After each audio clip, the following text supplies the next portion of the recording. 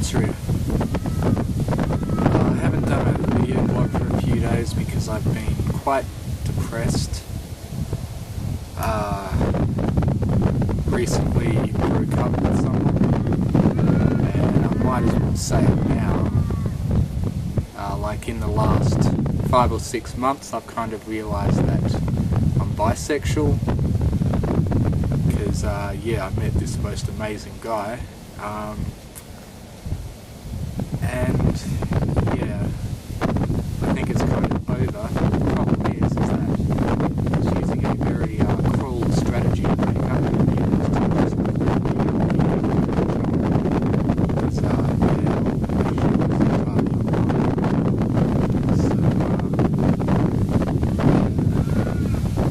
I was really sad for a couple of days, but I think I'm getting back on track now. The thing is, I don't even know for sure if he's broken up with me because he won't even tell me.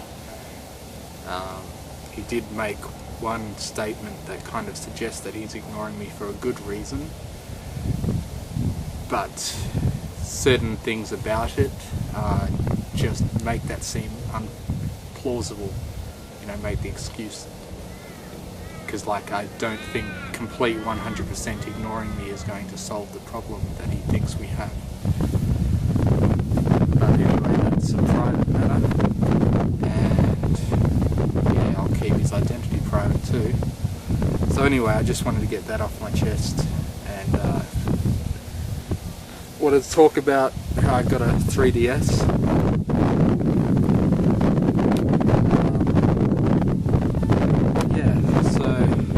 Three games for it.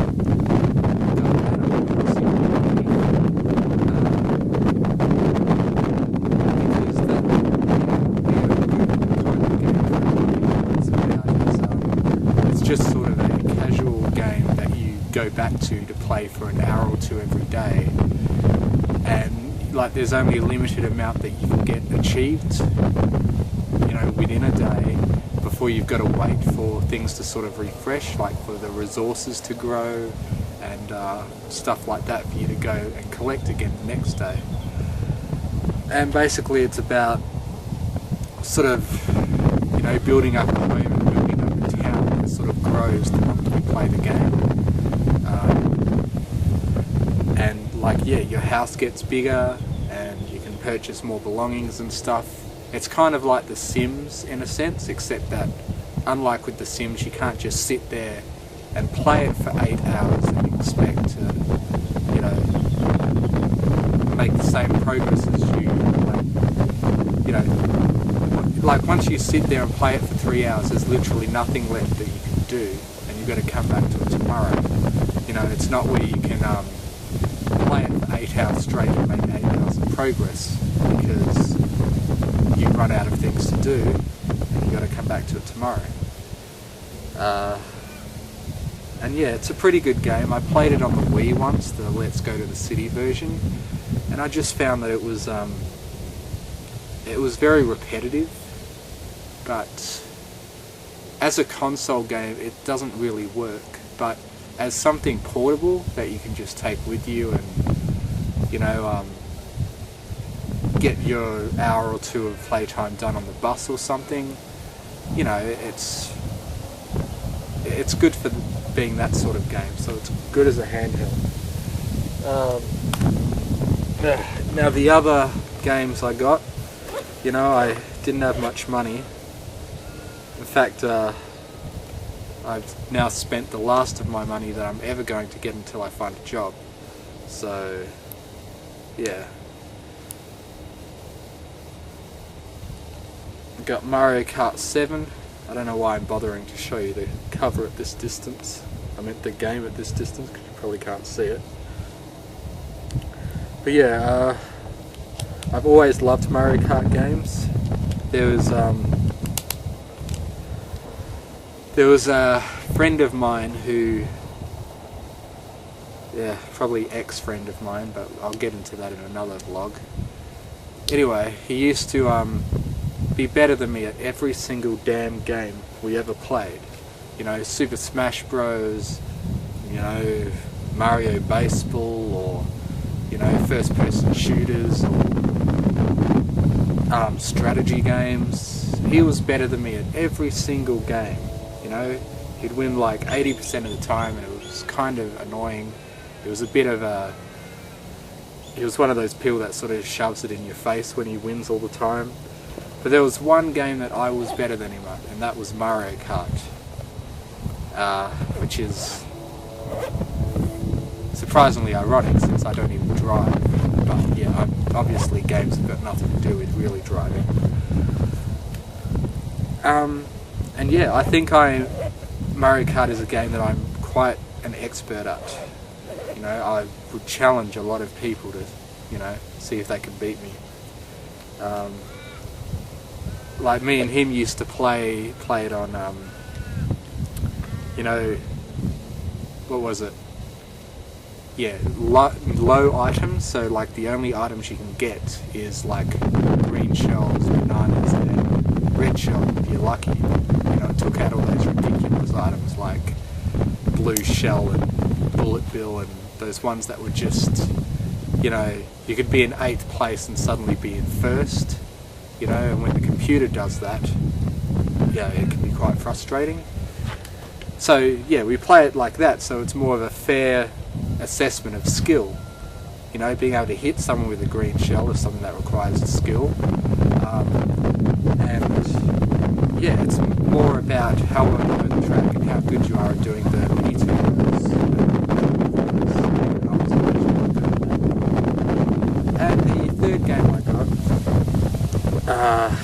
is called...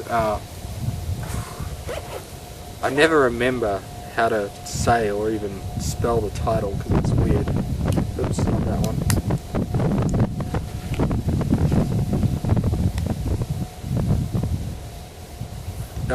Theatrhythm.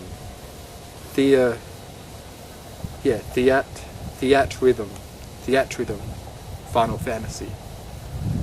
And, this was a game that was cheaper than the others, so I got it as like my third choice.